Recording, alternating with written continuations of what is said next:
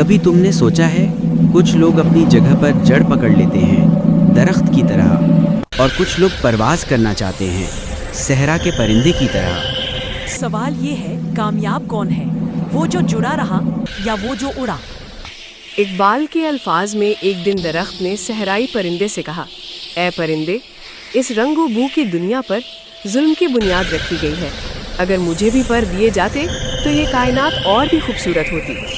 درخت کا شکوہ سمجھ میں آتا ہے، وہ جڑا ہوا ہے مگر قید میں ہے، اسے آزادی چاہیے، اڑان چاہیے۔ پرندہ مسکرا کر جواب دیتا ہے، غضب ہے درخت، تو داد کو بے داد سمجھ بیٹھا ہے، پرواز کا حق اسی کو ہے جس کا وجود زمین کی کشش سے آزاد ہو۔ یہی اقبال کا پیغام ہے، آزادی ان کے لیے نہیں جو جڑوں میں بندھے رہیں، بلکہ ان کے لیے ہے جو اپنے خوف، عادتوں اور کمزوریوں سے آزاد ہو جائیں۔ زندگی تمہیں جڑوں میں باندھنے کی ہزار کوشش کرے گی، لوگ کہیں گے یہی ٹھیک ہے، یہی محفوظ ہے، مگر اقبال کہتا ہے اگر تم میں جذبہ پرواز ہے تو زمین کی کھنچاؤں سے آزاد ہو جاؤ، تبھی تم اڑ پاؤ گے، تبھی تم خود کو پہچانو گے۔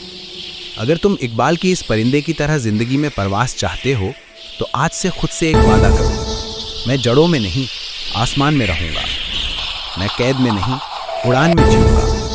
اقبال کہتا ہے پرواز کا حق اسی کو ہے جو زمین کی کشش سے آزاد ہو جائے۔